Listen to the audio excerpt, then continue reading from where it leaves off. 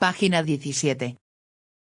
Historia natural del canibalismo, Manuel Moros Peña, 2008. Un sorprendente recorrido por la antropofagia desde la antigüedad hasta nuestros días. Capítulo 1. Canibalismo y supervivencia.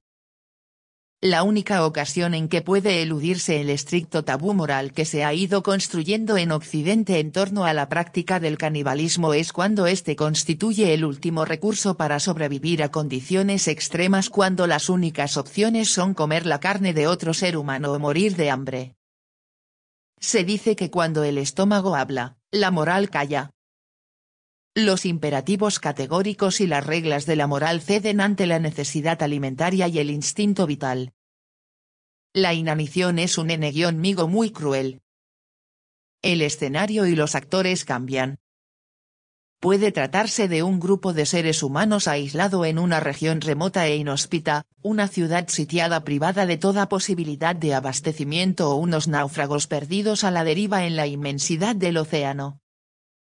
Pero el drama representado siempre es el mismo: el hombre contra los elementos, el hambre y la sed, nada que comer salvo carne humana, nada que beber salvo sangre humana. Y el deseo de seguir viviendo. El canibalismo practicado como último recurso en situaciones límite. Ya Crisipo y Zenón, maestros de la secta estoica, opinaban que no había inconveniente alguno en servirse de los despojos de seres humanos para cualquier cosa que fuera útil, ni tampoco en servirse de ellos como alimento, si era necesario. El cuerpo resiste la falta de alimentos deshaciendo sus propios tejidos y usándolos como fuentes de calorías, comiéndose a sí mismo. Como resultado, los órganos internos y los músculos se lesionan progresivamente y la grasa corporal desaparece. Los signos más obvios de la inanición son el desgaste de las áreas donde el cuerpo almacena la grasa en condiciones normales, la reducción del volumen muscular y la constatación de huesos protuberantes. La piel se vuelve delgada, seca, poco elástica, pálida y fría. El cabello se hace frágil y se cae con facilidad. Todos los sistemas del organismo se ven afectados: el cerebro, el corazón y los pulmones son los últimos en claudicar, y la muerte se produce a las 8 o 12 semanas. Sin embargo, el agua es más importante que la comida. 10 días sin beber agua llevan indefectiblemente a la muerte. Un ejemplo clásico de canibalismo de supervivencia son los naufragios. Las medidas brutales y desesperadas que los seres humanos han adoptado para salvar sus vidas no son infrecuentes en la historia marítima. Cuando no existían la radio, los GPS, los móviles ni los equipos de rescate y un barco naufragaba, la única posibilidad de que los ocupantes de los botes salvavidas lograran sobrevivir era que otro barco se cruzara con ellos, y esto no siempre ocurría. Los escasos víveres que hubieran podido salvarse iban agotándose poco a poco. Los náufragos se encomendaban entonces a Dios, a los vientos, a los imprevistos del viaje. Pero pronto la necesidad se convertía en ley. Entonces algunos ocupantes eran arrojados al mar para disminuir el número de bocas hambrientas o se devoraba a quienes iban falleciendo de inanición. En otras ocasiones se recurría a la terrible costumbre del mar, según la cual debía decidirse a suertes quién debía ser sacrificado para que los demás pudieran seguir viviendo. El primer caso notificado de unos náufragos que, acuciados por el hambre, debieron recurrir a la espantosa costumbre del mar ocurrió entre 1629 y 1640, fue publicado en 1641. En aquella ocasión, 7 ingleses partieron de la isla holandesa hoy conocida por St. Kitts, en el Caribe, para una travesía que debía durar una única noche. Una tormenta los dejó a la deriva durante 17 días.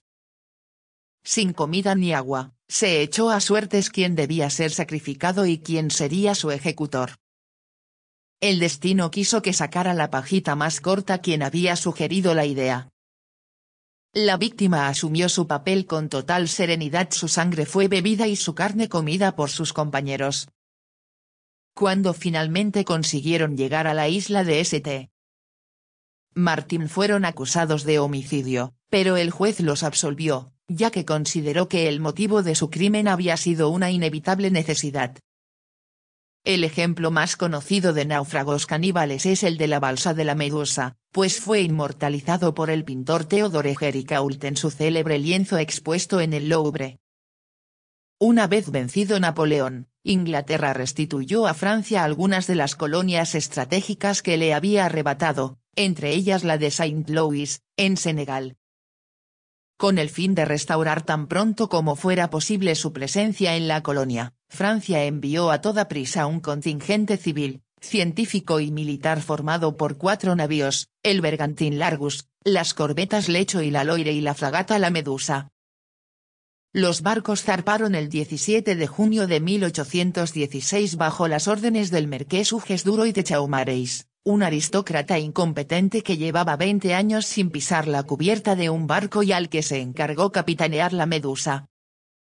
En su afán por llegar antes que nadie, el capitán perdió el rumbo y encalló el barco en el banco de arena de Arguin, frente a la costa oeste de África, mientras los otros 3 barcos que habían dejado atrás seguían la ruta de rodeo, esperando encontrar a la Medusa en Saint-Louis.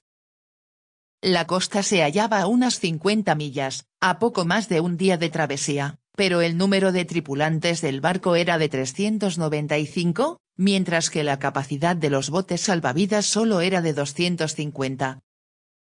Por lo tanto, se decidió aligerar al barco de su carga y esperar la subida de la marea para arrastrarlo a aguas más profundas mediante cabrestantes unidos a los botes. En un intento de no perder las mercancías y los cañones, el coronel Désiré Smaltz, futuro gobernador de la colonia, propuso construir con la madera del propio barco una plataforma flotante de almacenamiento. La alternativa era que, si a pesar de todo, no se lograba arrastrar la Medusa fuera del banco, los pasajeros excedentes embarcarían en dicha plataforma, que sería arrastrada por los botes hasta la costa. La balsa se construyó precipitadamente, y a consecuencia de la torpeza con que se clavaron las tablas, presentaba grandes huecos sin cubrir a través de los cuales se veía el agua del mar. Se bautizó como la Machine. Sin embargo, un temporal causó graves daños a la Medusa y la fragata tuvo que ser abandonada. Los pasajeros de clase más acomodada llegaron a pagar hasta 5.000 francos por asegurarse un pasaje en los botes mientras la Machine era cargada con el equipo básico de supervivencia para quienes embarcaran en ella, barriles de agua dulce y de vino, sacos de harina, galletas, cecina, mantas, equipos de vela. Las mujeres, los niños, el personal civil y unos pocos soldados y tripulantes elegidos por sorteo embarcaron en los botes, mientras que 147 soldados armados y marineros lo hicieron en la balsa después de que, para evitar la posibilidad de un motín, se comprobara que ninguno de los marineros llevaba armas. 17 hombres decidieron quedarse en la Medusa. Cuando apenas había 80 hombres a bordo, la balsa empezó a hundirse, por lo que un considerable número de toneles y gran parte de los sacos de galletas fueron arrojados al mar. Solo quedaron 5 barriles de vino, una pequeña barrica de agua dulce, una caja con 30 botellas y un saco de bizcocho con cecina. A pesar de aligerar la carga, cuando todos los hombres fueron embarcados, la balsa volvió a hundirse casi 1 metro bajo el agua. El nivel del mar llegaba hasta la cintura de aquellos infortunados que, totalmente hacinados, suplicaban al almirante que no les abandonara allí. Sin embargo, el tren de remolque se puso enseguida en marcha. La cantinera, al ver a su marido en estas pésimas condiciones, se arrojó al mar desde su bote para reunirse con él a bordo de la balsa. Era el 5 de julio de 1816. Una fecha para el horror. Pronto se vio que el plan estaba condenado al fracaso. La gigantesca masa de la Machine se impuso sobre el resto de las embarcaciones y comenzó a arrastrarlas mar adentro. Los ocupantes de los botes cortaron las amarras de enganche y dejaron a la balsa a la deriva, sin remos ni instrumental de navegación y con una única vela como medio de impulsión, mientras los gritos de 147 condenados resonaban en medio del océano. Durante la primera noche, 18 hombres murieron ahogados horriblemente, con sus piernas atrapadas en los cepos que constituían los huecos entre las tablas, ocultos bajo el agua. Otros 8 se suicidaron, cortándose las venas o arrojándose al mar para poner fin a su sufrimiento. Al día siguiente, algunos marineros se amotinaron y se entregaron a una frenética orgía de vino. Por la noche, en medio de un horrible temporal, se abalanzaron sobre los oficiales armados con cuchillos que habían ocultado entre sus ropas para hacerse con las escasas provisiones. La lucha terminó sin un vencedor claro, y cada uno de los bandos se retiró a un extremo opuesto de la balsa. 65 hombres murieron o desaparecieron esa fatídica noche, y casi la totalidad presentaban heridas de arma blanca. Solo 52 tripulantes de la balsa seguían vivos 2 días después. El 7 de julio, con las provisiones agotadas, los marineros comenzaron a cortar tajos de carne de los cadáveres para comérselos. Su propósito era recuperar las fuerzas para hacerse con la Machine. Sabían que, aun en el improbable caso de que se salvaran, su destino era la horca, pues era el castigo por amotinarse. Troceaban la carne en grandes tiras y las dejaban secar al sol en cualquier parte de la balsa. La insoportable sed hizo que se bebieran su propia orina. Pronto, los soldados también debieron recurrir a comer la carne de los muertos para no quedar en inferioridad física frente a sus oponentes. Después de la tercera noche, la Machine parecía salida del mismísimo infierno. Los 27 supervivientes, horriblemente mutilados o enloquecidos por el hambre, la sed y el sol compartían la plataforma con montones de cadáveres que se pudrían al sol. Los más débiles, entre ellos la cantinera, fueron asesinados sin piedad, reservándose 4 como provisiones. Mientras tanto, la noche del 9 de julio, los botes habían encontrado a la corbeta Lecho fondeada en la rada de Senegal. Cuando supo lo ocurrido, su capitán decidió enviar al Argus en misión de rescate. Milagrosamente, el Argus encontró los restos de la balsa cuando ya había abandonado su búsqueda y tenía como único propósito encontrar la Medusa. Era el 17 de julio, 13 días después de que la fragata fuese abandonada. Aún a una legua de distancia, la brisa marina llevó hasta los marineros del bergantín un insoportable hedor. Cuando se acercaron más pudieron contemplar un cuadro espantoso, que parecía surgido de la más horrenda de las pesadillas. La totalidad de la balsa, teñida por una capa de sangre seca, apestaba a carne putrefacta y pedazos de carne de los cadáveres ensartados en astillas servían de comida para los pájaros carroñeros. Más que seres humanos, los 15 supervivientes parecían cadáveres desollados. Cuando el último fue subido a bordo, el capitán del Argus ordenó quemar el escenario de aquel horror.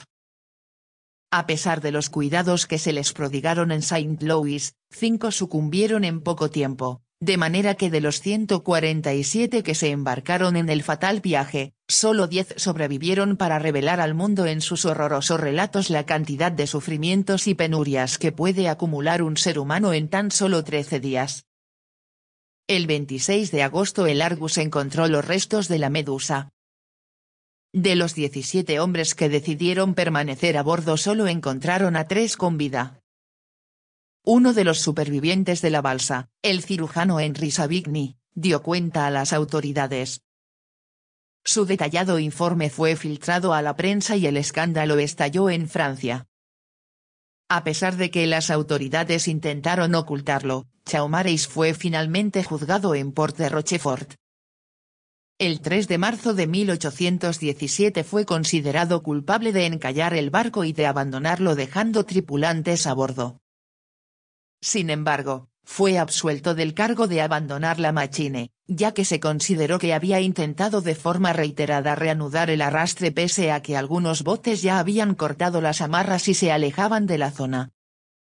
Fue inhabilitado para prestar cualquier servicio en buques franceses y condenado a permanecer 3 años en prisión. El Peggy partió de las Azores el 24 de octubre de 1765 con destino a Nueva York llevando en su bodega un cargamento de vino y coñac. Su tripulación estaba formada por el capitán, 8 hombres y un esclavo negro. El 29 de octubre se desató un violento temporal que azotó al barco durante semanas y lo dejó a la deriva. Los alimentos y el agua fueron racionados. Después, la tripulación se bebió todo el vino y el coñac, se comieron los animales que llevaban a bordo, 2 palomas y el gato del capitán, percebes arrancados del casco del barco, tabaco, el aceite de las lámparas, velas y todo el cuero que pudieron encontrar, incluido el de sus zapatos. Y al final, ya no hubo nada más que comer. El 13 de enero los marineros se presentaron en el camarote del capitán y le comunicaron que habían decidido que uno de ellos debía ser sacrificado para alimentar al resto. El capitán se mostró de acuerdo. Casi inmediatamente, los hombres volvieron y le informaron de que el desdichado era el esclavo. Fue ejecutado de un tiro en la cabeza. El hecho de que el capitán no asistiera al sorteo hace pensar que, probablemente, nunca tuvo lugar, y que el negro estaba condenado de antemano. Revisando los casos en que los supervivientes de un naufragio dijeron haber tenido que recurrir al macabro sorteo, no deja de resultar curioso que la mala suerte pareciera cebarse tanto en negros u otras minorías étnicas como en grumetes, lo que hace dudar de la legalidad del sorteo e incluso pensar que este nunca tuvo lugar. Evidentemente, en estos casos, solo existía una versión del suceso. Uno de los marineros se comió su hígado crudo, algunas partes fueron cocinadas y el resto puesto en conserva.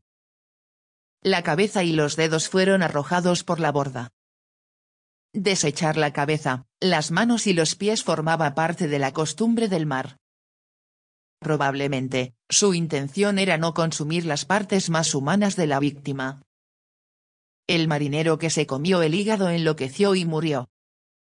Sus compañeros, pensando que podían contagiarse si se alimentaban con su carne, lo arrojaron por la borda.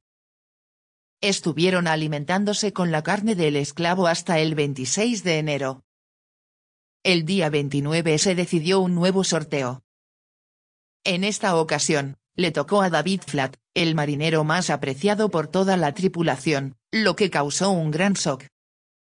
Flat pidió tiempo para prepararse para morir, y todos estuvieron de acuerdo en retrasar la ejecución hasta la mañana siguiente. Durante la noche, presa de espantosos pensamientos, Flat primero se quedó sordo, y después se volvió loco. Por la mañana, mientras los marineros preparaban un fuego donde asar su carne, vieron un barco que se dirigía hacia ellos. Fueron rescatados y llevados a Dartmouth el 2 de marzo. 2 de los tripulantes del Peggy murieron durante la travesía, así que solo sobrevivieron el capitán y 3 marineros, entre ellos el desdichado Flat, que nunca más recuperó el juicio. Los 20 marineros del ballenero Essex, capitaneado por George Pollan, también tuvieron que recurrir a la costumbre del mar después de permanecer varios meses a la deriva en los botes de salvamento en una espantosa singladura a lo largo de 4.500 millas. El 20 de noviembre de 1820, el Essex fue atacado por un cachalote de más de 27 metros de largo y unas 60 toneladas de peso y se fue a pique, a mitad de camino entre las Islas Hawaii y las Galápagos, mientras los botes estaban cazando lejos de él.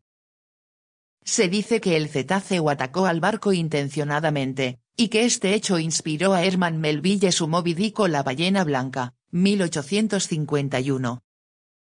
Antes de que se hundiera, los marineros pudieron rescatar del barco pan, agua fresca, clavos para los botes, un mosquete, una pistola, pólvora y algunas velas.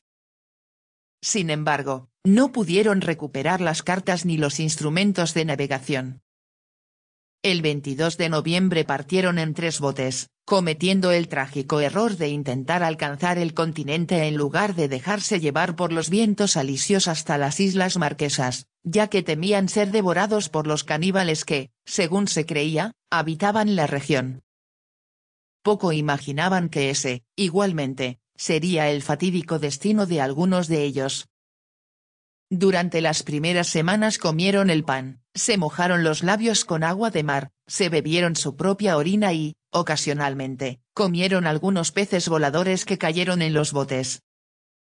El 20 de diciembre llegaron a la isla Henderson, que estaba deshabitada. Después de acabar con sus escasos recursos alimenticios, el 27 de diciembre los ocupantes de los botes decidieron hacerse de nuevo a la mar, dejando atrás a 3 hombres que prefirieron quedarse en la isla y fueron finalmente rescatados. Casualmente, entre el 23 y el 28 de enero, 4 tripulantes de color murieron y sus cuerpos fueron devorados. Después se echó a suertes quién debía ser sacrificado, y resultó ser Owen Coffin, el joven grumete y primo hermano del capitán, que no tenía responsabilidades familiares. El 23 de febrero fueron rescatados por el ballenero Indian, de Londres. Nadie dudó de la versión de los supervivientes ni se les reprochó nada, el sorteo había sido limpio y el resto de las muertes se había debido a causas naturales. Sin embargo, no ocurrió lo mismo en el caso del Mignonette.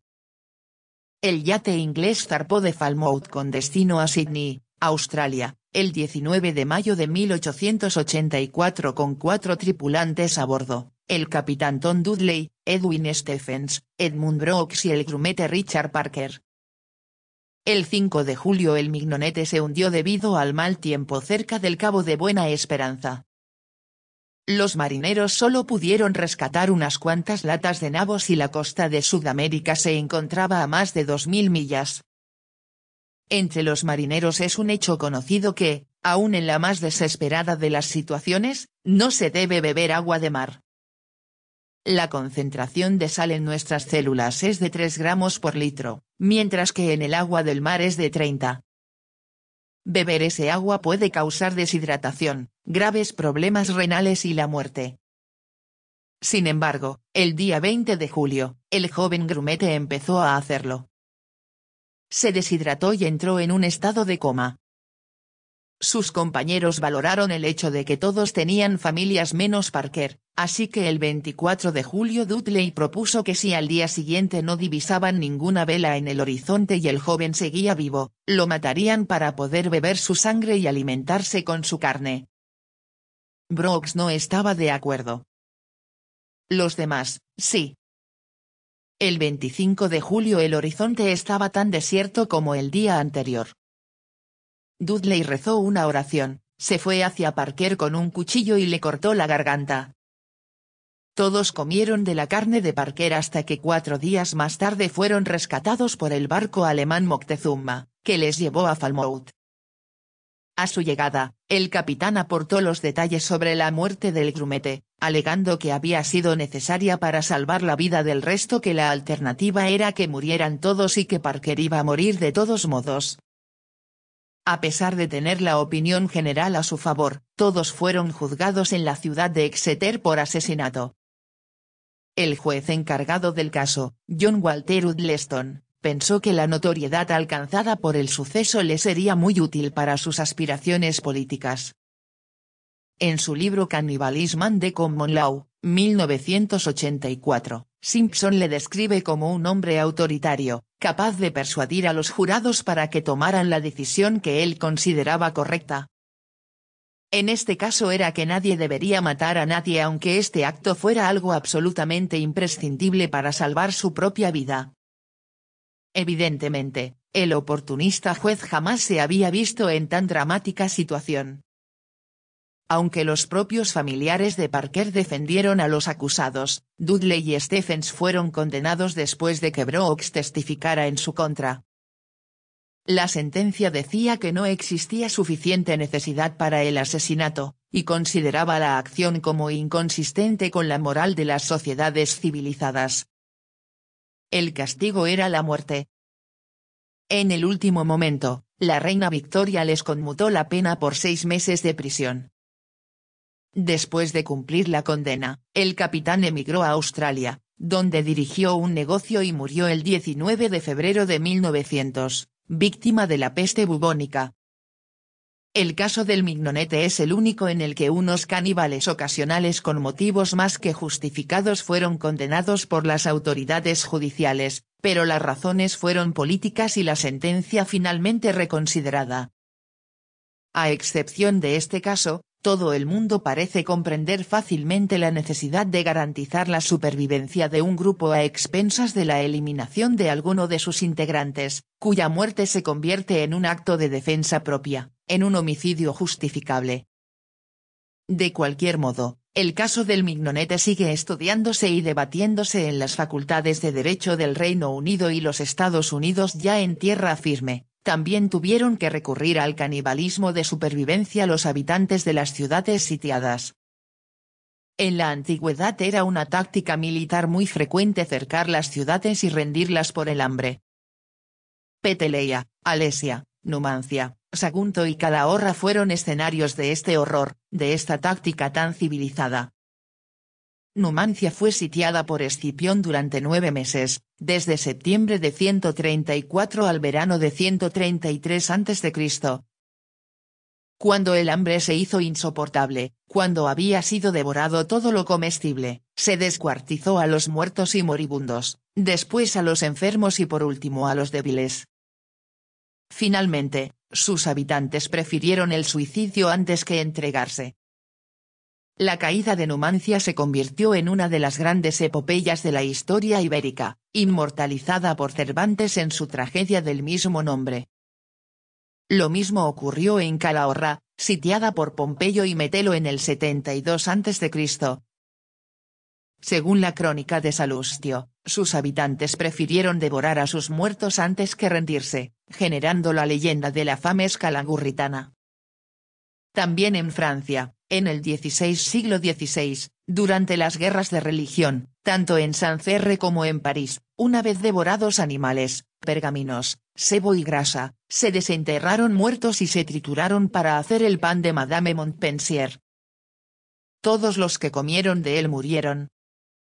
Finalmente, incluso las madres se alimentaron con la carne de sus hijos, como recoge Voltaire en el terrible canto 10 de la Henriada: muere, antes de sentir mis males y tu miseria, devuélveme la vida, la sangre que te ha dado tu madre, que mi seno desdichado te sirva de sepultura, que por lo menos, ve a París un nuevo crimen. Y acabando estas palabras, furiosa, pierde en el costado de su hijo su mano desesperada, hunde temblando el acero parricida, lleva el cuerpo ensangrentado junto al hogar y con el brazo que guía el hambre sin piedad prepara ávidamente esta comida pavorosa. En 1871, cuando los alemanes sitiaron París, un carnicero vendió carne humana en su tienda de la isla de Saint Louis. El hecho no se supo hasta más tarde, cuando la carnicería había adquirido una gran reputación por la calidad de su género. Pero no hace falta retroceder tanto en el tiempo. Los interminables 900 días de sitio que sufrió la antigua capital rusa, Leningrado, durante la Segunda Guerra Mundial, constituyen un episodio único en la historia de la humanidad. Cuando, en septiembre de 1941, el ejército del Tercer Reich aisló la ciudad, 3 millones de seres humanos quedaron atrapados en un gigantesco cepo. Frente a ellos no se alzaba otra expectativa que el hambre y el sufrimiento. La ciudad estaba inerme frente a los alemanes. Para finales de diciembre casi no quedaban gatos ni perros en la ciudad, ni palomas en la plaza de la Catedral de Kazán. Todos habían sido comidos. Los niños crecieron sin saber lo que eran estos animales. Se dice que incluso las ratas habían desaparecido para enero. En la plaza del mercado se vendían vasos llenos de tierra de Badayev, excavada de los sótanos de estos almacenes incendiados por la aviación alemana, donde se habían derramado toneladas de azúcar derretido. Arrancaron el papel de las paredes y se comieron el engrudo, que supuestamente estaba hecho con tomates. Extrajeron la misma pasta de los lomos de los libros, o directamente bebieron cola. Cocieron los cinturones y los maletines de cuero para hacer gelatina, comieron hierbas, petróleo, lápiz de labios, especias, medicinas, abrigos de pieles, capas de cuero, tortas hechas con maquillaje facial, sopa de hojas de helecho y puré de ortigas. Los rublos carecían de valor, el pan era la moneda corriente. Desde joyas a cuerpos de mujeres o vidas de hombres, todo se vendía por un mendrugo de pan. pero entre los habitantes de Leningrado, pálidos como fantasmas y delgados como sombras, de vez en cuando pasaba un hombre o una mujer de piel sonrosada y mirada fría. Eran los caníbales. Los rumores de canibalismo comenzaron a circular en otoño, y pronto las madres empezaron a prohibir a sus hijos que salieran a la calle. Se decía que eran más fáciles de atrapar, y que su carne era más tierna. También se decía que se habían creado hermandades de caníbales, que se reunían en exclusivos banquetes donde se servía carne humana fresca. Después de la carne de los niños, en segundo orden de preferencia iba la de las mujeres, pues aunque pasaban tanta hambre como los hombres, sus cuerpos tenían un poco más de grasa y su carne era más sabrosa. Según algunos relatos, para noviembre ya se vendían en la plaza del mercado pastelillos de carne humana. En los 900 días. El sitio de Leningrado. Harrison Salisbury cuenta que un ciudadano vio un montón de nieve ensangrentada donde habían sido arrojadas las cabezas de un hombre, una mujer y una niña. Muchos soldados que volvían del frente para llevar comida a sus hambrientos familiares también fueron víctimas de los caníbales, que los preferían por estar mejor alimentados. La policía creó una división especial para perseguirlos. Llegaron a detener y encarcelar a 260 de ellos, y se amenazaba a los sospechosos obstinados con encerrarlos en la celda de los caníbales, donde se devoraban unos a otros.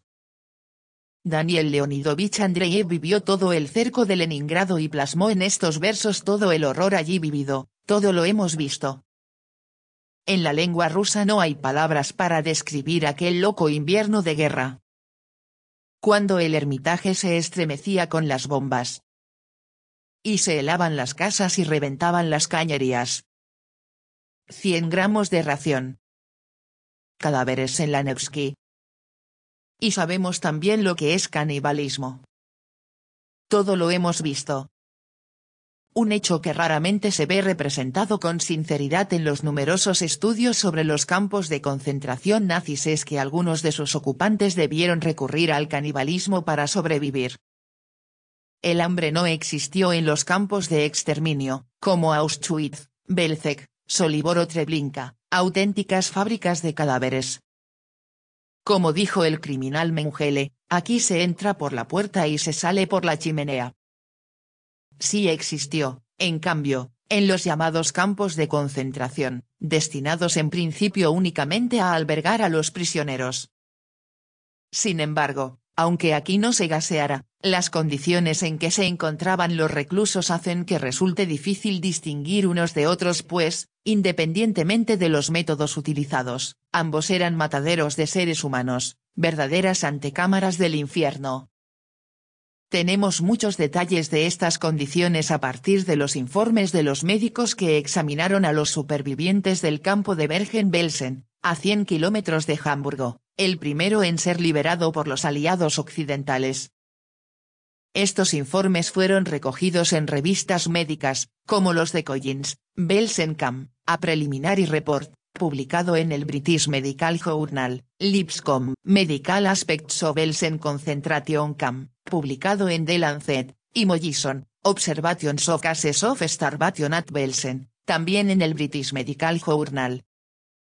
El campo se proyectó para encerrar a unos 10.000 prisioneros, pero en la segunda mitad de 1944 ya estaba superpoblado, y al desplomarse las fronteras con Polonia y ser enviados a Bergen-Belsen los cautivos de aquella zona, el número de reclusos llegó a 50.000. En este campo murió Anna Frank, la autora adolescente de un diario que dio la vuelta al mundo. La política adoptada por los nazis en estos campos era no dar ninguna clase de atención a los prisioneros y dejar que murieran de hambre o enfermedad. En el campo de concentración, los prisioneros solo tenían un derecho, el derecho a morir. Se estima que la media de pérdida de peso era de un 39% del peso previo a entrar al campo. Durante los meses anteriores a la llegada de los aliados, los prisioneros permanecieron completamente desatendidos, y durante una semana apenas dispusieron de agua. Eran alimentados únicamente con remolachas de las empleadas para alimentar al ganado, y 15 días antes de su liberación, solo en forma de sopa. Incluso cuando los alemanes ya se habían rendido, los SS dispararon a unos prisioneros que intentaron coger unas patatas. En estas condiciones, solo el instinto de supervivencia prevalecía, y el único afán era encontrar algo que pudiera comerse, incluida la carne humana. En el proceso contra los comandantes del campo, un testigo inglés que había ayudado a transportar los cadáveres describió así el horror. En muchas ocasiones me di cuenta de que en la parte superior del muslo de muchos cadáveres había una herida extremadamente notoria. Al principio creí que se trataba de heridas de arma de fuego, pero después de haberlas observado muchas veces pregunté a un compañero, quien me dijo que muchos prisioneros cortaban trozos de cadáveres para comer. En mi siguiente visita al depósito de cadáveres vi efectivamente cómo un prisionero sacaba un cuchillo, cortaba un pedazo de carne del muslo de un cadáver y se lo metía en la boca con evidente miedo a ser visto. Dejo a su fantasía el representarse a qué condiciones debían de estar reducidos los prisioneros para llegar a cortar trozos de carne de cadáveres ennegrecidos y comérselos. Markowski, un prisionero de guerra polaco que sirvió como cirujano en varios campos de concentración, contaba en Some Experiences of a Medical Prisoner of War en British Medical Journal, 1945, que en un campo alemán para prisioneros rusos había visto varios cadáveres a los que se les había arrancado carne. En su autobiografía, Rudolfo Hess, el comandante al mando de Auschwitz, ahorcado en 1947 por crímenes de guerra, cuenta, prisioneros de Auschwitz. La imagen habla por sí misma. Llevados por el primitivo instinto de la autopreservación, los prisioneros rusos, llegaron a no importarse nada los unos a los otros, y en su egoísmo ahora pensaban solo en sí mismos. Los casos de canibalismo no fueron raros en Birkenau. Yo mismo vi el cadáver de un ruso entre pilas de ladrillos, al que se había destripado y arrancado el hígado. Se matarían a golpes entre ellos por comida. Cuando se excavaron los cimientos del primer grupo de edificios, de Auschwitz, los hombres encontraron a menudo cadáveres de rusos asesinados por sus propios compañeros, comidos parcialmente y después enterrados en el barro. Ya no eran seres humanos. Se habían convertido en animales que solo buscaban comida. Realmente, resulta repugnante que quien se atrevía a tachar de animales a unos seres humanos desesperados fuera el responsable de un campo donde se llegó a asesinar a 22.000 personas al día. A los muertos se les arrancaban los dientes de oro, su cabello era vendido a una fábrica alemana de fieltro, su grasa se comercializaba para hacer jabón y sus cenizas eran utilizadas como fertilizantes agrícolas. Los prisioneros eran dignos de compasión. Sus verdugos, hombres como Oes, merecedores del peor de los infiernos. Siguiendo la ley del talión, los soviéticos tampoco aplicaron demasiado estrictamente las convenciones de Ginebra a sus prisioneros de guerra. El 31 de enero de 1942, el mariscal alemán von Paulus se rindió en Stalingrado con cerca de 30.000 soldados, los restos de un ejército de 250.000 hombres. Unos 500.000 prisioneros, entre alemanes y sus aliados italianos, húngaros y rumanos, partieron rumbo a Siberia y fueron dispersados por más de 20 campos que se encontraban desde el Círculo Ártico a los desiertos del sur. En la mayoría de los casos, los rusos les dejaron morir de hambre. Entre febrero y abril de 1943, murieron más de 400.000. En Tambov, Krinovaya, Yelkabuga, Oranki, Suzdal, Vladimir y otros campos, los prisioneros se arrojaban sobre la escasa comida, coles, hogazas de pan helado e incluso basura, y se peleaban por ella, matándose unos a otros. En Krinovaya, un grupo de italianos recuperó excrementos de las letrinas, de donde extraían trigo y mijo sin digerir, que después lavaban y comían. William Craig cuenta en Enemy at the Gates. The Battle for Stalingrad, 1973, que pronto empezó el canibalismo. En Susdal, el doctor Cristoforo Capone encontró cabezas humanas a las que habían extraído los sesos y torsos a los que faltaban el hígado o los riñones. Felipe Bracci vio cadáveres sin brazos o piernas.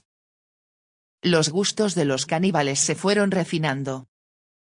De devorar apresuradamente a los muertos, pasaron a organizarse en grupos que ayudaban a morir a los moribundos, desafiando a quien tratara de detenerlos. En Crinobaia, un soldado italiano corrió en busca de la ayuda del cura Guido Turla porque los caníbales habían seguido hasta un barracón la pista de sangre dejada por su hermano, herido de un tiro por un soldado ruso. Después de pasar ante cadáveres descuartizados, sin cabezas, con los brazos y piernas descarnados, encontraron un grupo de hombres aporreando la puerta del barracón. El cura increpó a los caníbales, que se alejaron cabizbajos, renunciando a su presa. A fin de cuentas, tenían millares a su disposición. En otro barracón de Crinobaia, un italiano recientemente fallecido atrajo inmediatamente a los caníbales. Su hermano se interpuso y los expulsó.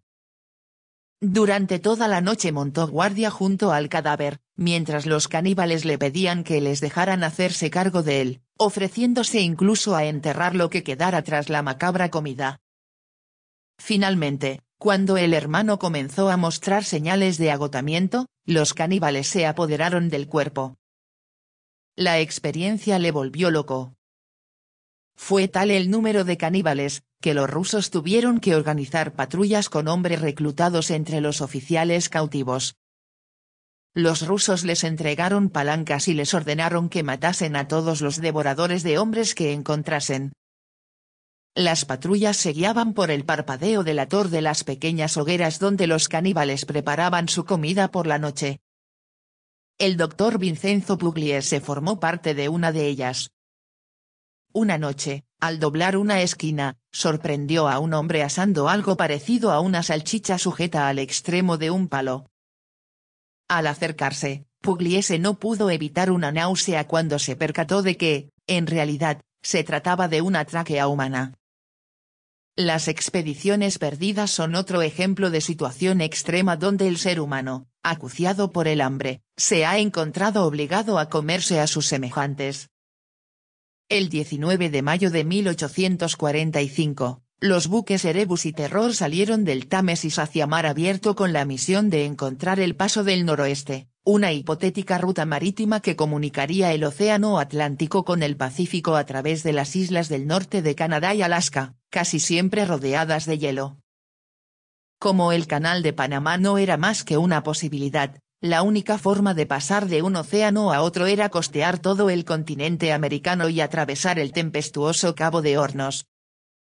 En términos de tiempo y distancia, sería mucho más ventajoso llegar al Océano Pacífico por el Estrecho de Bering.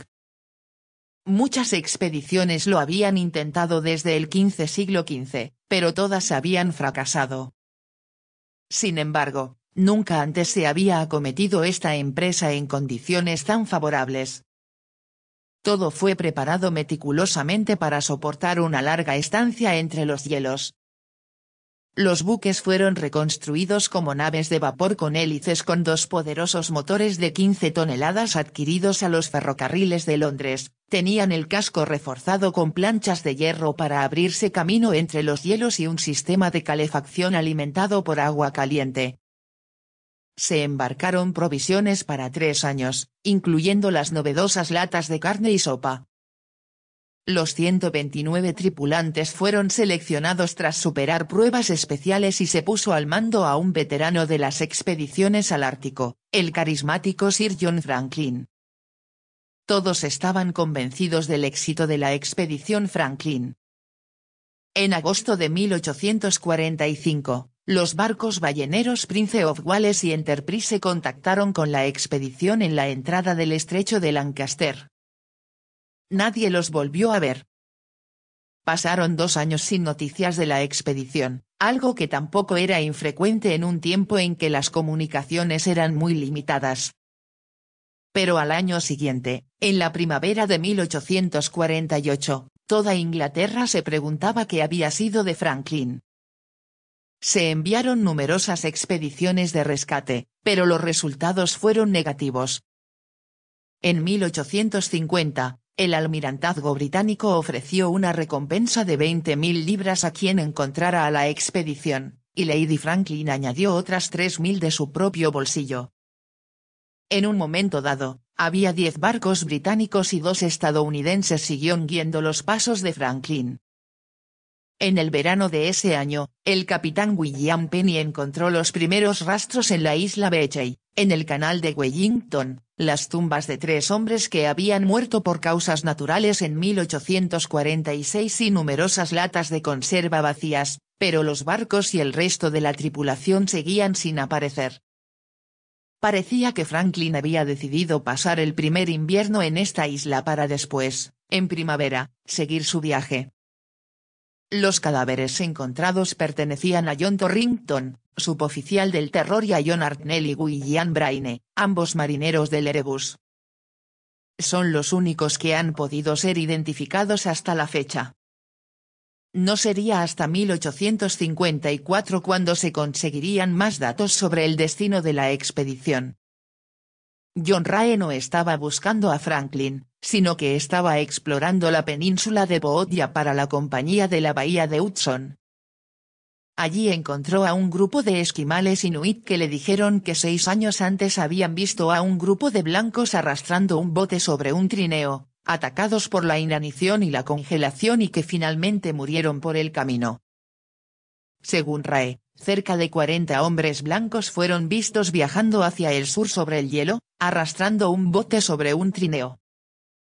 Ninguno de ellos podía hablar el lenguaje esquimal tan bien como para ser entendido, pero por señas hicieron entender a los nativos que el barco o barcos habían sido destrozados por el hielo, y que iban hacia donde ellos creían que podrían cazar algún ciervo. Más tarde en la misma estación, pero antes de la rotura de los hielos, descubrieron los cuerpos de 30 personas y algunas tumbas. Por el mutilado estado de muchos de los cadáveres y el contenido de las ollas, resulta evidente que nuestros bravos compatriotas se habían visto obligados a tomar la última solución, el canibalismo, como un medio de prolongar la existencia. Rae volvió a Inglaterra con varios objetos que había comprado a los inuit y que fueron identificados como pertenecientes a Franklin y a sus hombres, y aunque cobró la recompensa, se ganó numerosas críticas. Para la sociedad victoriana, la disciplina y la moral eran 2 pilares fundamentales, por lo que se consideraba que los representantes de la corona debían superar sus problemas con honor, amparándose en el férreo entrenamiento militar que les había sido inculcado. Por ello, era impensable para los británicos cualquier tipo de especulación sobre canibalismo en el caso de la expedición Franklin. Los marineros británicos jamás harían cosa semejante, era el sentir general. Entre los detractores más destacados del informe de Rae se encontró el escritor Charles Dickens, que escribió que los hombres de Franklin nunca podrían haber recurrido a tan horrible práctica debido a su firmeza, su fortaleza, su elevado sentido del deber, su coraje y su religión. Dickens defendía la posibilidad de que hubieran sido atacados por un grupo de esquimales, y que las mutilaciones fueran acción de animales salvajes. Lady Franklin llamó a Rae melenudo y desagradable, y le acusó de negligencia por no seguir buscando en la zona que los inuit le habían indicado. Esta misma situación ya se había dado antes, con una expedición en la que, curiosamente, también se encontraba Franklin. Entre 1819 y 1822, durante una desastrosa expedición por tierra al Ártico dirigida por John Ross, murieron 11 de los 20 miembros de la partida. La mayoría lo hizo de hambre, después de que llegaran a comer trozos de grasa quemada con líquenes e incluso sus propias botas. Pero hubo al menos un asesinato y se sospechó de algún caso de canibalismo. A pesar de ello, los supervivientes fueron aclamados a su regreso como héroes nacionales y los rumores quedaron rápidamente extinguidos.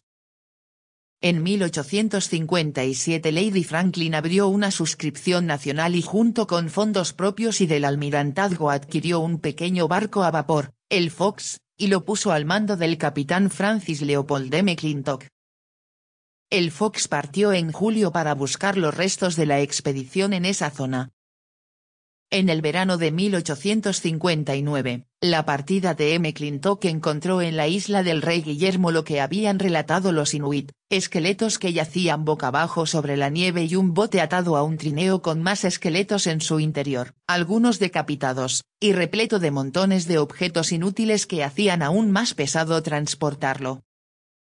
Además, bajo un montículo de piedras, McClintock y sus hombres encontraron un documento que aportaba valiosos detalles sobre el trágico final de la expedición Franklin. Durante el invierno de 1846 a 1847, los barcos habían quedado atrapados en una espesa capa de hielo que no se deshizo ni con la llegada del verano. Sir John Franklin murió el 11 de junio de 1847, y en septiembre de ese mismo año, después de que hubieran muerto 21 hombres, el resto decidió abandonar los barcos y buscar el río Blackfish a través del cual pensaban llegar a las bases de la compañía de la bahía de Hudson, por eso arrastraban el bote.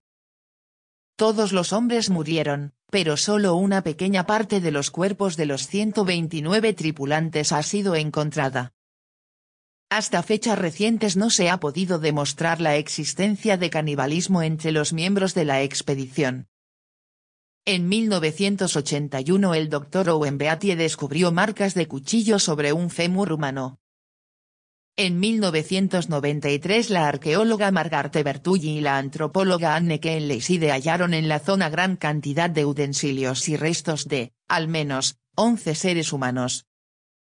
Los estudios de los huesos mostraron marcas de cortes realizados por instrumentos de metal y no por dientes de animales. Estos cortes no se correspondían con los que se realizan para amputar miembros congelados, ya que aparecían en zonas como la pelvis y las vértebras cervicales, zonas que, evidentemente, resultaría absurdo amputar. Más bien coinciden con las articulaciones de los huesos por las que es más fácil desmembrar un cuerpo, para así poder desprender la masa muscular. Por otra parte, en agosto de 1984, los 3 cuerpos de la isla Beechey fueron exhumados. Los cuerpos estaban perfectamente conservados, e incluso uno de ellos tenía los ojos abiertos. El análisis del contenido de plomo en sus huesos y cabellos arrojó cifras sorprendentemente elevadas. Se llegó a la conclusión de que el plomo empleado para sellar las latas de conserva había contaminado la comida. El envenenamiento por plomo produce anemia, confusión mental y finalmente la muerte. Este envenenamiento progresivo debió de influir en la condición física de los hombres, causándoles una debilidad extrema y contribuyendo a que ninguno consiguiera sobrevivir. En 1906, el noruego Roald Amundsen, un joven marinero cautivado por los relatos del desdichado destino de la expedición Franklin, fue el primero en cruzar el fatídico paso del noroeste. Lo consiguió a bordo del pequeño velero Ojoa, tripulado por 7 hombres, después de pasar 2 inviernos en la isla del Rey Guillermo. El traicionero paso que tantas vidas se cobró demostró ser, irónicamente, impracticable para la navegación comercial. Hoy en día se vuelve a hablar de él, pues debido al calentamiento global y el deshielo, podría llegar a ser navegable en el año 2020, convirtiéndose en un reemplazo eficaz para la navegación que actualmente cruza el Canal de Panamá o el Canal de Suez. Aún hoy en día, las expediciones árticas encuentran ocasionalmente algún hueso humano o algún resto de la malograda expedición Franklin. El Erebus y el Terror nunca fueron encontrados. En 1937 un piloto notificó el avistamiento de lo que parecía ser un enorme barco dentro de un gigantesco iceberg, pero fue incapaz de localizarlo posteriormente. Viajemos ahora al salvaje oeste. A lo largo de 3 siglos, desde los primeros asentamientos de los peregrinos puritanos hasta finales del siglo XIX, la historia de los Estados Unidos se desarrolla paralelamente a la gigantesca marcha hacia el oeste. Ante los ojos de los colonos se abría un territorio incomparable donde hacer fortuna era cuestión de tiempo. Un mundo lleno de riquezas minerales, vegetales y animales, un mundo para explotar, para dejar atrás la pobreza, para iniciar una nueva vida. No obstante, los obstáculos a la penetración eran numerosos. En primer lugar, la propia naturaleza del vasto e inexplorado continente, la unknown greatness de la que hablaban los primeros colonos, la ignota amplitud plagada de bastiones inexpugnables y de trampas mortales. Inmediatamente después venían los primitivos dueños de aquellos lugares, los indios, que no estaban dispuestos a dejarse arrebatar sus tierras ni su ancestral forma de vida. Pero los colonos luchaban por sí mismos, por sus familias y por su futuro, y estaban plenamente convencidos de que el desafío valía la pena. El viaje se efectuaba en pesadas carretas cubiertas, tiradas por caballos o bueyes, los Conestoga Wagons, que tantas y tantas películas han protagonizado. Podía durar meses y era frecuente que antes de llegar al destino se dejaran junto al camino varias tumbas señaladas por una cruz de madera o un montículo. Las personas más débiles morían inevitablemente durante el viaje, niños, ancianos, jóvenes embarazadas. Fueron muchos los que se arrepintieron amargamente de haber emprendido el viaje. En 1846, la ruta empezaba en Missouri.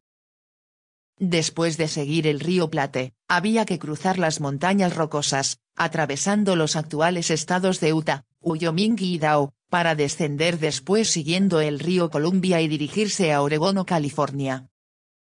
Lansford W. Hastings era un hombre enérgico y un charlatán muy convincente. Había formado parte de una caravana dirigida por el Dr. Elijah White que había partido de Independence el 16 de mayo de 1842 con destino a Oregón. Durante el viaje, White fue depuesto del mando y reemplazado por Hastings. En Fort Laramie, el famoso Mountain Man Thomas Fitzpatrick accedió a guiar al grupo hasta que, en septiembre, consiguieron llegar a Fort Vancouver. De Oregón, Hastings pasó a California, a la que soñaba convertir en república independiente bajo su autoridad. Sin embargo, en California todavía no se había encontrado oro, y los colonos seguían prefiriendo Oregón. Comprendiendo que, en el mejor de los casos, solo podría reinar sobre los indios de la zona, Hastings dedicó todos sus esfuerzos a atraer colonos. Apoyándose en su supuesto conocimiento de los caminos hacia el Pacífico, publicó una famosa guía de emigrantes a Oregón y California, 1845, donde mostraba la facilidad y seguridad de los accesos a este territorio. Desde la encrucijada de Fort Bridge, en Wyoming, el último lugar civilizado, aconsejaba a toda caravana que usara su atajo, el atajo Hastings, en vez de seguir la ruta clásica, situada más al norte, mucho más segura y explorada desde hacía tiempo, pero también mucho más larga. La necesidad de los conocimientos de un guía experto hizo que muchos incautos creyeran sus palabras. Entre ellos se encontraron los hermanos Donner. El 15 de abril de 1846 se reunieron en Springfield, Illinois, 3 familias numerosas dispuestas a emprender el viaje hasta Fort Sutter, en California, las de los hermanos Jacob y George Donner y la de James F. Reed, con un total de 31 miembros. A ellos se añadieron otras familias, como la de los Eddy, los Keseberg, los Wolfinger, los Breen y los Russell, pero también emigrantes solitarios como Charles Stanton o Patrick Dolan hasta contabilizar un total de 87 personas. Hastings había prometido esperarles en Fort Bridge. Pero Hastings no estaba en el fuerte. Para no perder tiempo, los Donner decidieron avanzar a su encuentro. A la entrada del cañón Beaver, que se abría sobre los montes Wasatch, encontraron una nota de Hastings sujeta a un matorral en la que les pedía que acamparan junto al río Beaver y que le enviaran a un hombre para que pudiera enseñarle el camino. James Reed y Charles Stanton salieron en su busca, pero cuando le encontraron, Hastings se negó a guiarles y únicamente les dibujó un tosco mapa de la nueva ruta. La caravana se puso de nuevo en marcha. Tardaron un mes en cruzar las montañas, en vez de los 12 días que se empleaban normalmente. Era el 27 de agosto y todavía tenían que aventurarse en el desierto del sudoeste del Gran Lago Salado y luego atravesar el desierto de Nevada. En este punto se les unió un nuevo grupo, formado por Franklin Graves, su esposa, sus 8 hijos, su yerno Hayford Dick y un joven llamado John Snyder. Después de innumerables penalidades y de perder a 5 miembros, consiguieron atravesar el desierto y acamparon cerca del río Truckee. Poco a poco, la inseguridad, la discordia y el calor habían ido creando un clima insoportable en la caravana. Era el 8 de septiembre. Empezaron a darse cuenta de que tenían serios problemas. Solo tenían una pequeña posibilidad de alcanzar Sierra Nevada antes de que llegara el invierno y bloqueara los caminos. Algunos empezaron a dudar de que contaran con suficientes alimentos y agua para llegar a California. La caravana había perdido un gran número de bueyes y ganado, debido a la falta de alimento y agua y a las incursiones de los indios, por lo que se decidió enviar a Charles Stanton y William Cucheon a Fort Sutter para que consiguieran provisiones. El 5 de octubre, Reed apuñaló a John Snyder después de que éste le golpeara, y fue expulsado de la caravana, sin víveres ni armas, lo que era el equivalente a una sentencia de muerte. Poco después, Lewis Keseberg expulsó a uno de sus empleados llamado Art Cobb. Nunca más volvió a saberse de él. Seguidamente, desapareció Jacob Wolfinger. Joseph Reinhardt y Augustus Spitzer confesarían más tarde que le habían robado y asesinado. Wolfinger les había pedido ayuda para enterrar sus bienes más valiosos y regresar a por ellos más adelante, pero sus compañeros decidieron apropiarse de ellos. El 15 de octubre se movieron por el cañón del río hasta Truckee Meadows, cerca de lo que hoy es Reno, Nevada, y alcanzaron el lago Truckee, hoy llamado lago Donner. Desde allí, contemplaron aterrados cómo empezaba a nevar sobre Sierra Nevada, su último obstáculo. El 19 de octubre, Stanton regresó con 7 mulas cargadas de provisiones y 2 indios que conocían el camino. Cucheon había caído enfermo y se había quedado en el fuerte. Para colmo de desdichas, el día 25 un guerrero Paiute abrió fuego contra los bueyes, matando a 19 de ellos. Entre el 31 de octubre y el 3 de noviembre intentaron cruzar las montañas con sus carretas, pero les resultó imposible y decidieron volver al lago y levantar un campamento. Desesperados, trataron de cruzar a pie el 12 y el 21 de noviembre, pero nuevamente fracasaron.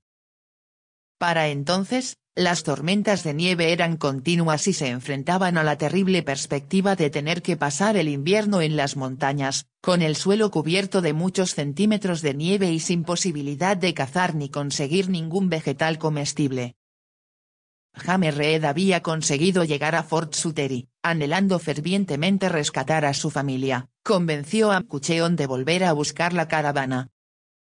Llevaban con ellos provisiones para pasar todo el invierno, pero también encontraron los caminos bloqueados por la nieve y debieron volver al fuerte. La tensión y la negativa a compartir hicieron que la caravana se dividiera en 2 grupos. Unos levantaron un campamento junto al lago Donner, que agrupaba a 60 personas, mientras que los 21 miembros de las familias Donner lo hicieron a unos 9 kilómetros de distancia, en un paraje conocido como Alder Creek. La primera persona que murió de hambre en el campamento del lago fue un joven de 25 años llamado Baylis Williams. Después de esto, un grupo de 5 mujeres, 10 hombres, incluyendo a Stanton y los 2 indios, y 2 muchachos intentaron cruzar las montañas usando unas improvisadas raquetas para la nieve. Más tarde se les conoció como la Esperanza Forlorn. Al día siguiente, un alemán y un muchacho que no llevaban raquetas volvieron al campamento. Gracias a que mejoró el tiempo, el grupo consiguió recorrer unos 8 kilómetros al día, soportando el intenso frío y el hambre atroz. Al 6.º día el bravo Stanton, exhausto, pidió a sus compañeros que le dejaran morir y siguieran sin él. Se quedó sentado sobre la nieve, fumando su pipa. William Eddy tomó el mando del grupo. El 24 de diciembre, el hambre les había debilitado hasta el punto de no dejarles dar un paso más. Se despertaban por la noche intentando morder los brazos o las manos de sus compañeros, gimiendo y gritando. Entonces se tomó la decisión de que la única manera de sobrevivir era recurrir al canibalismo.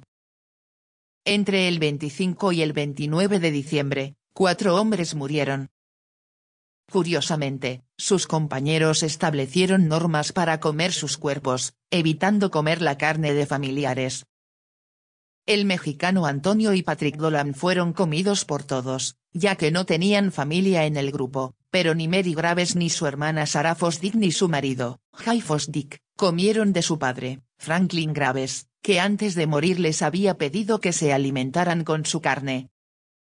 Tampoco Sarah Foster ni su hermana Harriet Pike comieron de su hermano, Lemuel. Sin embargo, todos vieron cómo sus seres queridos eran descuartizados, y su carne, asada y devorada por sus compañeros.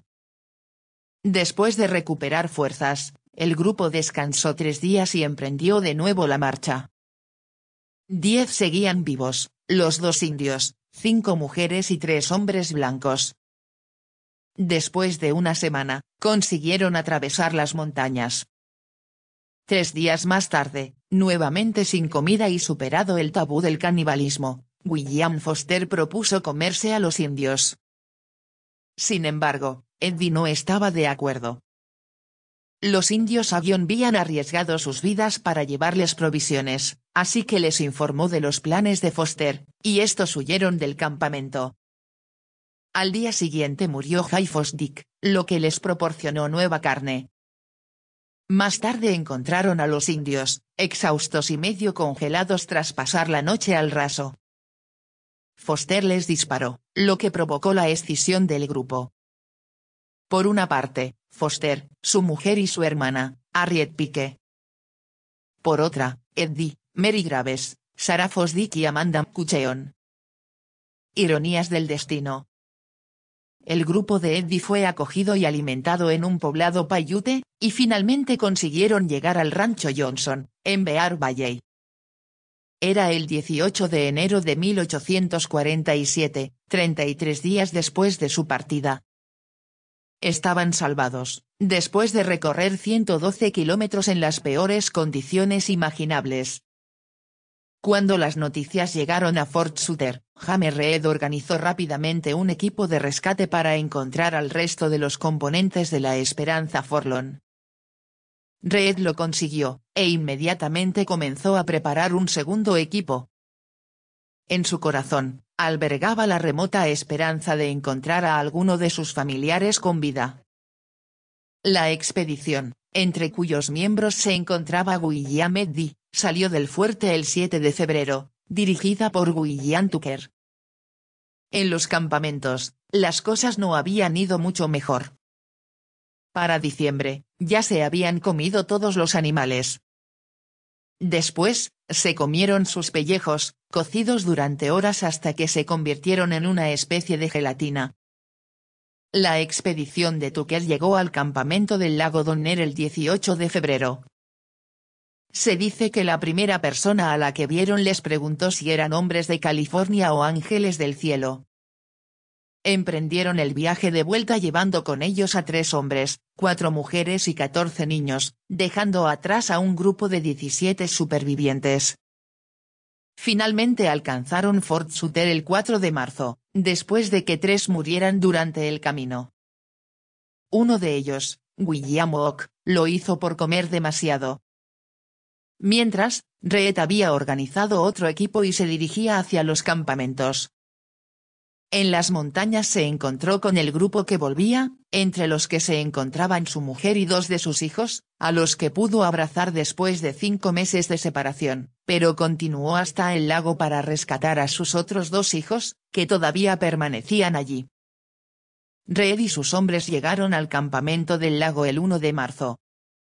Para el 26 de febrero, sus ocupantes ya habían empezado a comerse a los muertos.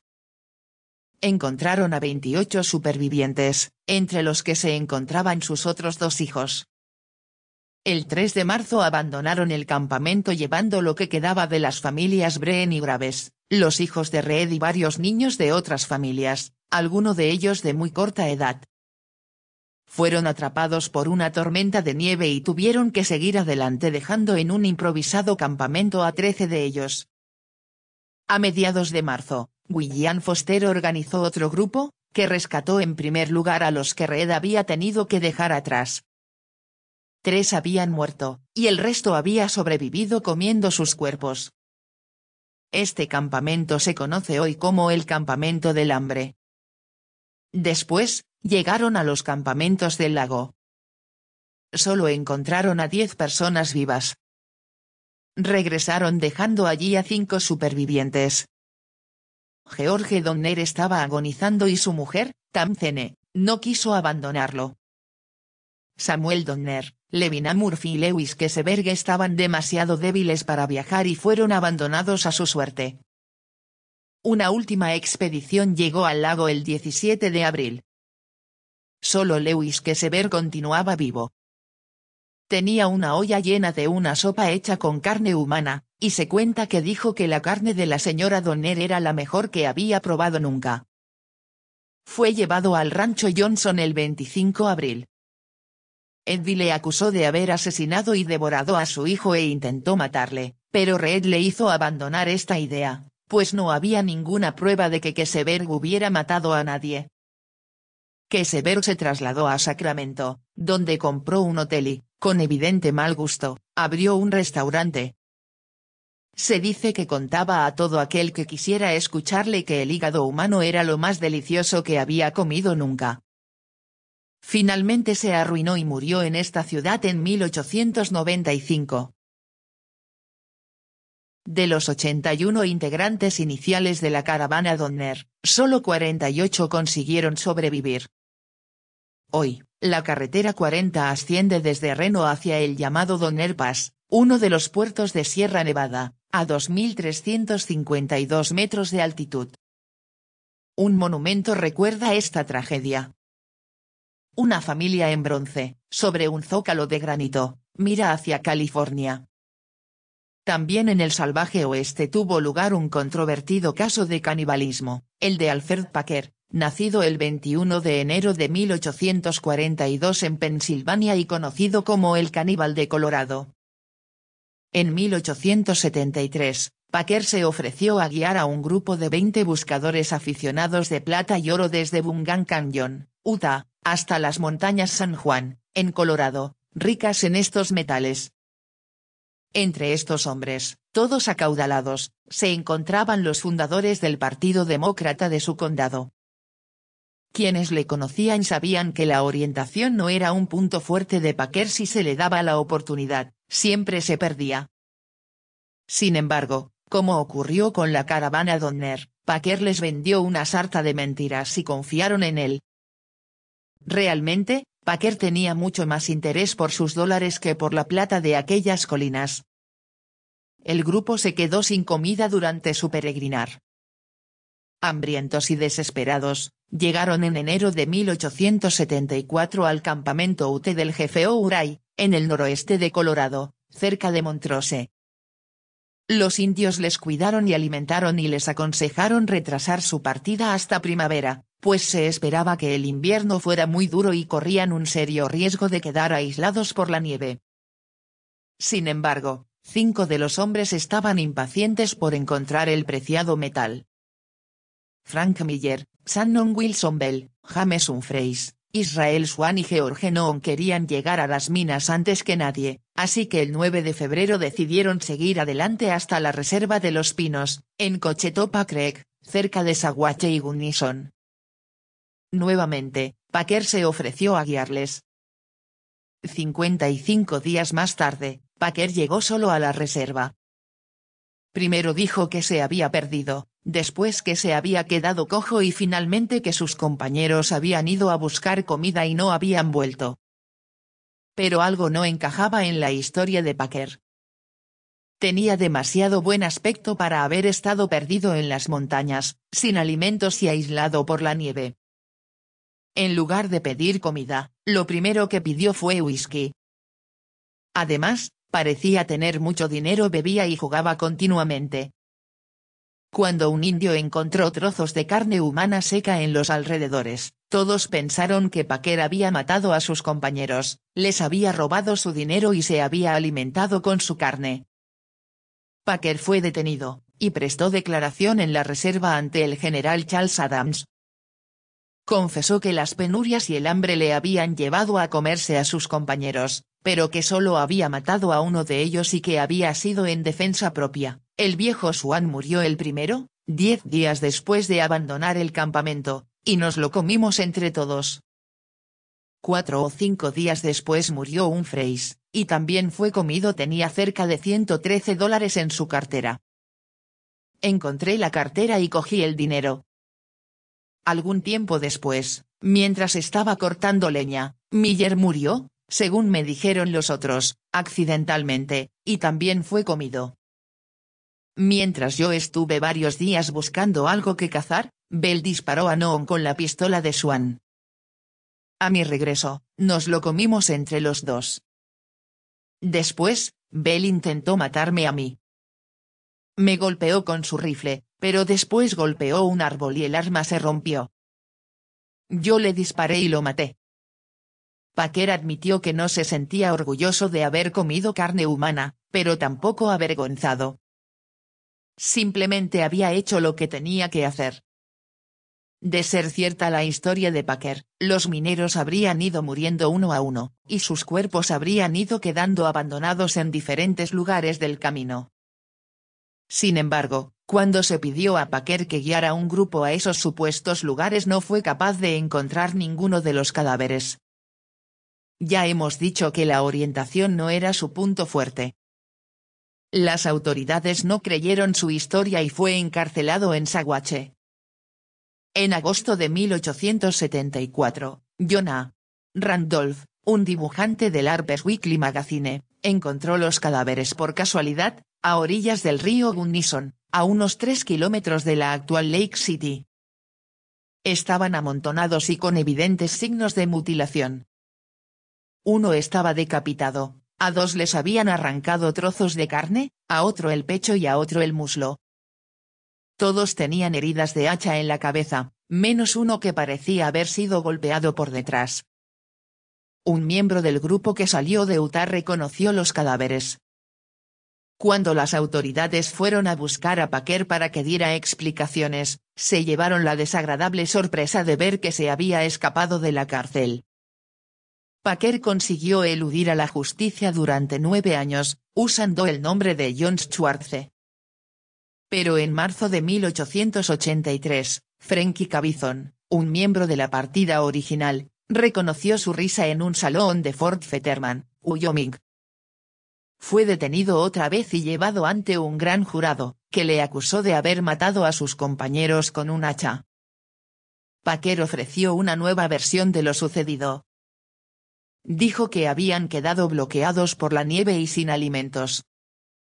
Después de varios días sin comer, Swan le dijo que se adelantara a explorar el terreno.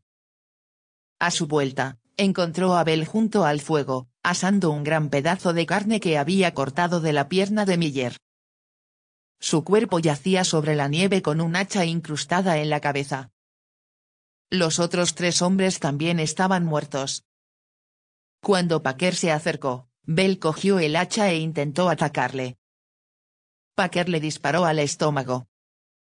Después, para asegurarse, cogió el hacha y le golpeó con ella en la cabeza varias veces. Al día siguiente intentó abandonar el lugar, pero como los caminos estaban bloqueados por la nieve, se vio obligado a permanecer allí varias semanas, durante las que tuvo que alimentarse con la carne de los muertos. Aclaró que no condujo a las autoridades hasta los cadáveres porque no quería volver a acercarse a ese lugar, pero no pudo explicar por qué se encontraron trozos de carne humana tan cerca de la reserva. El juicio contra Packer empezó el 6 de abril de 1883 en Lake City. Packer se defendió durante 2 horas, pero el jurado no le creyó. Estaban convencidos de que Packer había matado a sus compañeros para robarles, golpeándoles con un hacha mientras dormían, no en defensa propia ni para asegurar su supervivencia. El tema del canibalismo fue evitado. Su crimen era ser un asesino. El juez Gary le dijo: cierra tus ojos a las lisonjas de la esperanza, no escuches las halagadoras promesas de la vida, pero prepárate para la terrible certeza de la muerte. Larry Dolan, que estaba presente en el juicio, contó a los clientes de su salón de Lake City una versión diferente, pero más divertida, del veredicto. El juez dice: «Ponte de pie, tú, voraz devorador de hombres, hijo de puta». Entonces, apuntándole con el dedo, tan fuera de sí estaba, le dice: «Había 7 demócratas en el condado de Hinsdale, y tú te has comido a 5 de ellos. Te sentencio a ser colgado del cuello hasta que estés muerto, muerto, muerto», como una advertencia contra quienes reduzcan la población demócrata del estado. Packer, tú, caníbal republicano, te sentenciaría al infierno, pero los estatutos lo prohíben. Packer fue condenado a ser ahorcado el 19 de mayo de 1883. Sin embargo, sus abogados consiguieron invalidar el juicio, ya que había sido juzgado en 1883, cuando Colorado ya era un estado, por un crimen cometido en 1873, cuando todavía era un territorio. Packer debería haber sido juzgado por un tribunal federal, no estatal. Fue juzgado nuevamente en Gunnison en 1886 y, en esta ocasión, condenado a cumplir 40 años de cárcel. Packer siguió afirmando su inocencia desde prisión. Apeló 5 veces a la Corte Suprema de Colorado, que rechazó sus peticiones el mismo número de veces. Por fin, en 1901, le fue concedida la libertad condicional, pero no por motivos legales sino por motivos médicos. El médico de la prisión certificó que Packer padecía la enfermedad de Bright, y que seguir encarcelado podría poner en peligro su vida. Packer acabó sus días en Deer Creek Canyon, en el condado de Jefferson, dirigiendo 2 minas y contando a los niños sus aventuras. Se dice que era un anciano muy agradable. Murió el 24 de abril de 1907. Sus últimas palabras fueron: «Soy inocente». La historia no acaba aquí. En 1989, el profesor de Derecho James E. Stars, de la George Washington University de Washington después de Cristo, a cargo de la dirección de un equipo de antropólogos, arqueólogos y forenses, exhumó y estudió los cuerpos de las 5 víctimas. Los cuerpos mostraban marcas de haber sido descarnados, y 4 de ellos habían sido golpeados repetidamente con algo parecido a un hacha. Uno de los huesos tenía un agujero, que podía corresponder a una bala, pero también a la acción de algún animal. Nada contradecía la versión de Packer, pero tampoco nada la daba como cierta. El misterio sigue envolviendo el caso del caníbal de Colorado. ¿Fue Packer un ladrón, un asesino y un caníbal o simplemente una víctima de sus circunstancias? Me temo que nunca lo sabremos. Sea como fuere, Packer se ha convertido en un personaje de culto en los Estados Unidos. Su cabeza disecada se expone actualmente en el Museo Ripley's Believe or Not de Nueva Orleans. Nadie sabe cómo llegó allí. En 1968, los estudiantes de la Universidad de Colorado de Boulder llamaron a su cafetería Alfred G.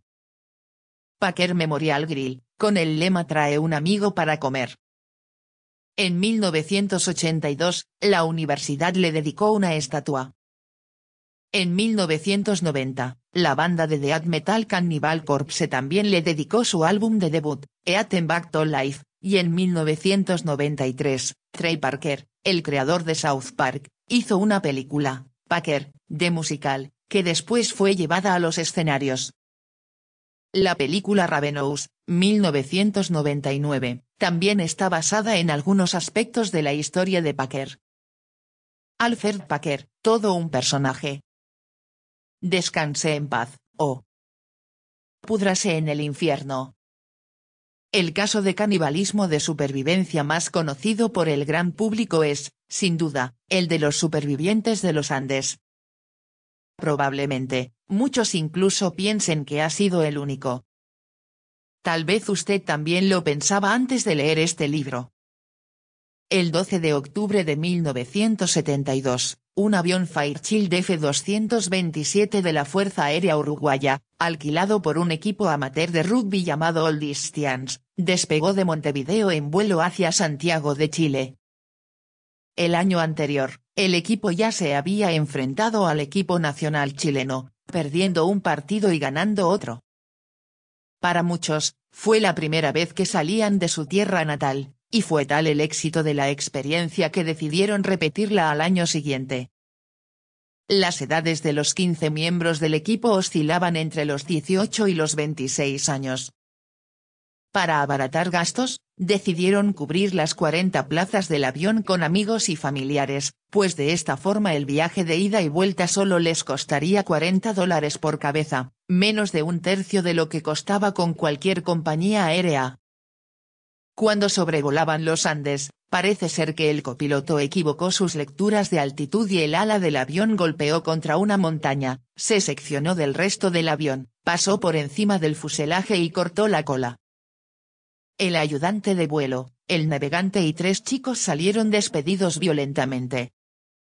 Un momento después, se partió el ala izquierda y una hoja de la hélice rasgó el fuselaje antes de caer.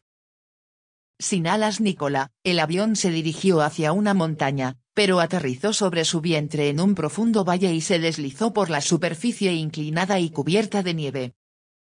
De los 45 ocupantes del avión, 12 habían muerto, entre ellos el piloto, el coronel Julio César Ferradas, y varios se encontraban gravemente heridos.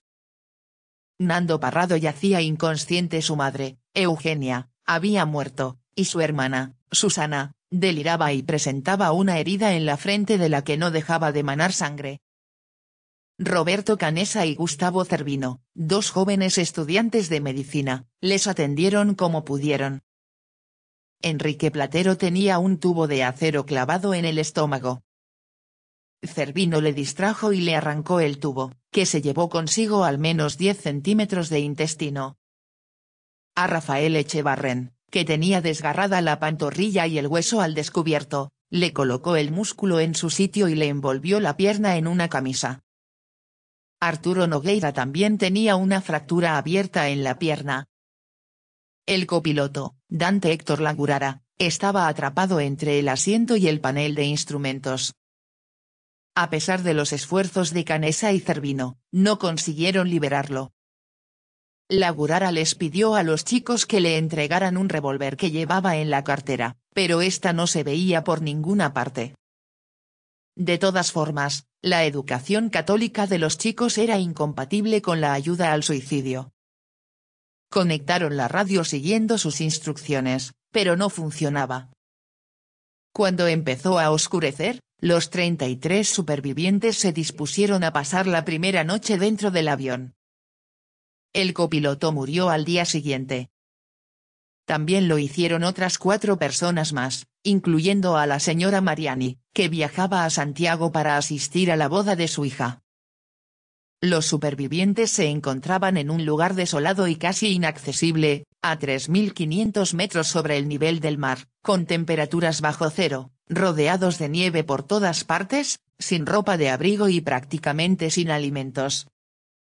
Todos los comestibles que pudieron encontrar en el departamento de pasajeros, la cabina y el equipaje fueron 5 tabletas de chocolate, 5 de nougat, algunos caramelos, dátiles, ciruelas secas, un paquete de galletas saladas, 2 latas de mejillones, una de almendras saladas y un tarro pequeño de mermelada de melocotón, otro de manzana y otro de moras.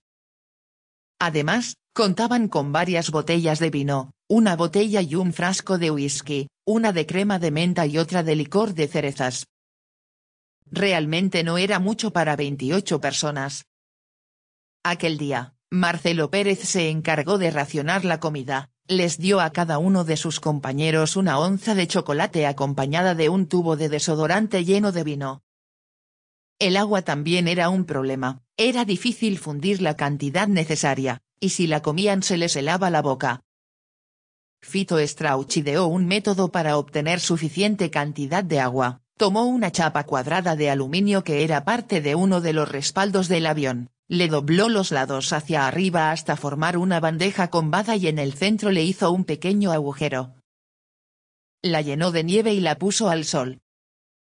Al poco rato, empezaron a caer por el agujero gotas de agua, que Fito recogió en una botella. Su única posibilidad era que los rescatara lo más pronto posible.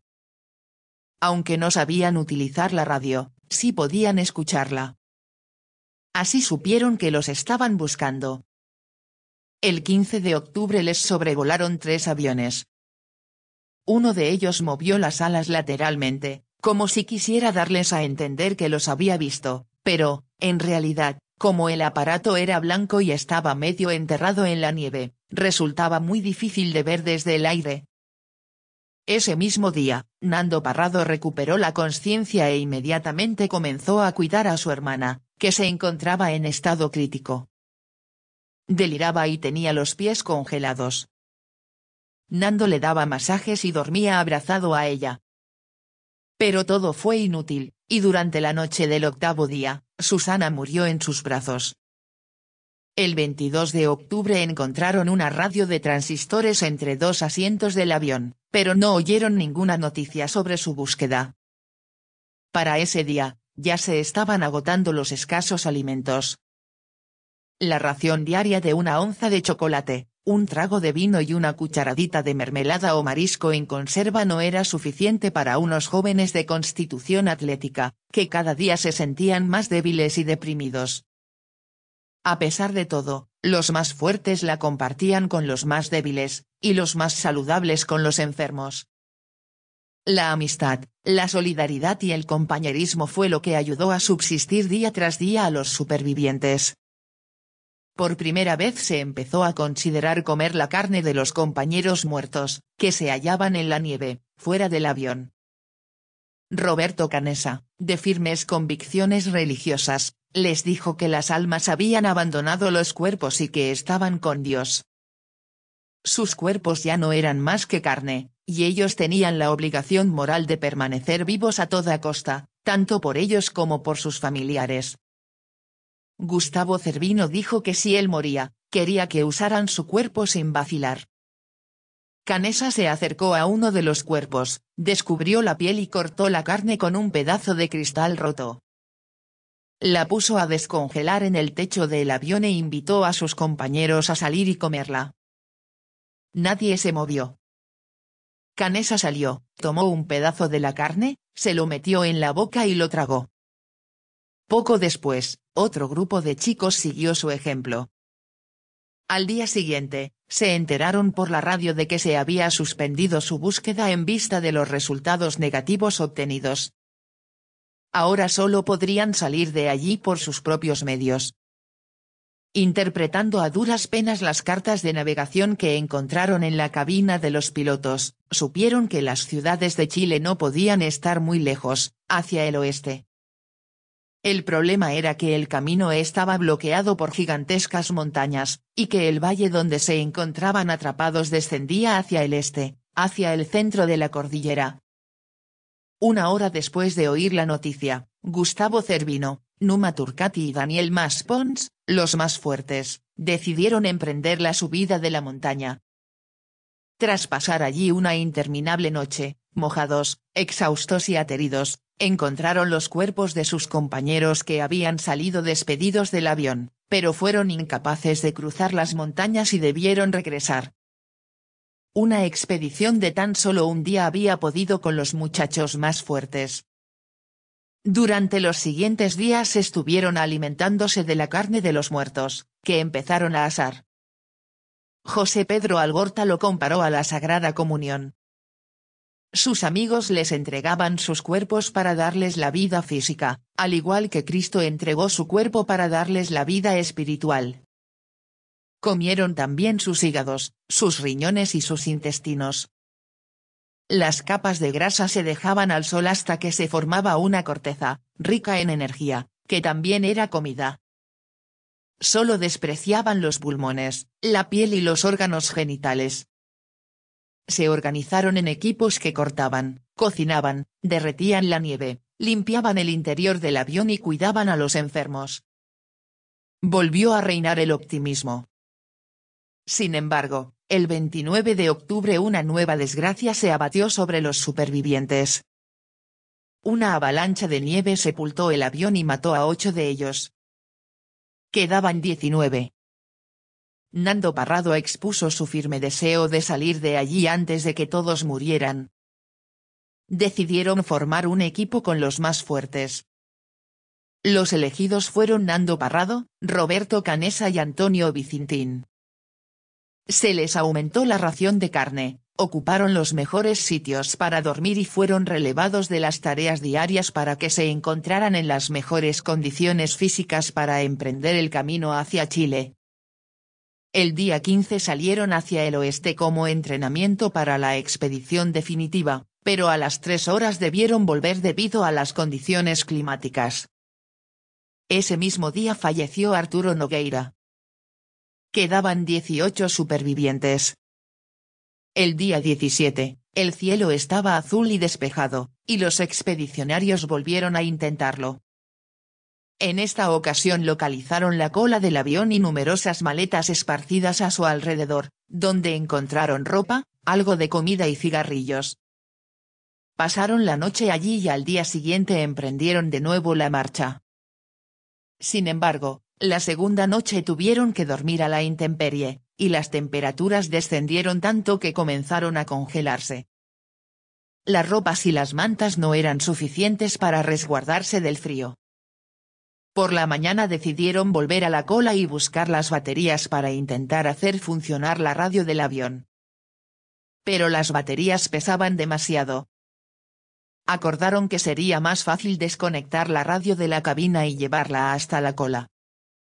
Se llevaron con ellos el material aislante que forraba las grandes tuberías del sistema de calefacción del avión. Vicintín había pensado que cosiendo los trozos en forma de bolsa conseguirían un saco de dormir que resolvería el problema del frío nocturno. Cuando regresaron al avión, se encontraron con la noticia de que Echevarren había muerto a causa de la gangrena de su pierna y de que Numa Turcati había dejado de comer carne. Alguien había tropezado con su pierna hacía unos días y la contusión se había infectado. Cada vez se encontraba más desanimado y más débil y la infección de la pierna se iba extendiendo. El suministro de carne empezaba a escasear. Los supervivientes debieron entonces empezar a comer las partes de los cadáveres que hasta entonces habían despreciado. Comieron manos y pies, extrajeron el tuétano de los huesos, comieron los coágulos de sangre que encontraron alrededor de los corazones y los cerebros, crudos o en forma de cocido, mezclados con hígado, intestinos, carne, grasa o riñones. Para comer este cocido caldoso emplearon como platos las bóvedas craneales. El 24 de noviembre, Parrado, Canessa y Vicintín llevaron la radio hasta la cola del avión. Iban acompañados en esta ocasión de Roy Arley, que tenía conocimientos de electrónica. Sin embargo, todos los intentos de hacerla funcionar fueron inútiles. El día 29, los 4 volvieron al Fairchild. Antes de partir, Arley dio rienda suelta a su frustración rompiendo a puntapiés todos los componentes del aparato. El día 11 de diciembre, murió Numa Turcati. Canessa decidió que no podían esperar más tiempo o todos morirían. El saco de dormir elaborado con el material aislante estaba listo. Así, al día siguiente, a las 5 de la mañana, Canessa, Parrado y Vicintín salieron en la expedición definitiva. Se llevaron consigo la brújula del avión, y raciones de carne para 15 días. Iban equipados con varios jerseys y pantalones, 4 pares de calcetines, un tubo de aluminio para apoyarse, anteojos de sol y almohadones del avión usados como botas. Esta vez no había vuelta atrás.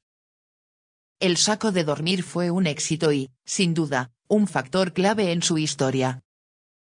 Después de 3 días de ascensión, que los alpinistas profesionales calificaron posteriormente de auténtica proeza, llegaron a un saliente solo para descubrir, poseídos por la frustración, que más allá no estaban los valles de Chile, sino más montañas cubiertas de nieve.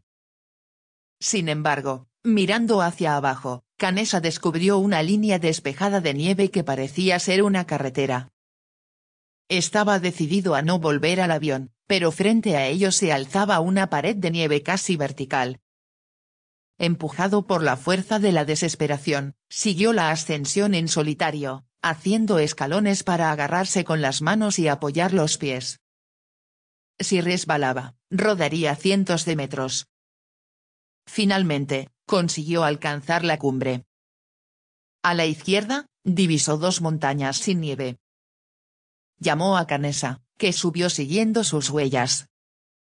Parrado le dijo que debían ir hacia esas montañas, pero que tardarían varios días en llegar y que no tenían suficiente comida. Decidieron enviar a Vicintín de vuelta al avión. El 16 de diciembre, Parrado y Canessa comenzaron a descender. Parrado iba por delante de Canessa y, de repente, se encontró al final del valle. No había nieve, y a donde quiera que mirase veía hierba, matorrales, plantas y pájaros. Un torrente de agua nacía de la falda de las montañas y se convertía en un gran río que se perguía en dirección oeste. Los ojos se le llenaron de lágrimas. Detrás sonaban los gritos de júbilo de Canessa. Al día siguiente, octavo de su travesía a través de los Andes, siguieron caminando a lo largo del río y encontraron el primer signo de civilización, una lata de sopa vacía. Por fin, el día 20 vieron al otro lado del río a 3 hombres a caballo conduciendo unas vacas. Inmediatamente, empezaron a gritarles y a hacerles señas.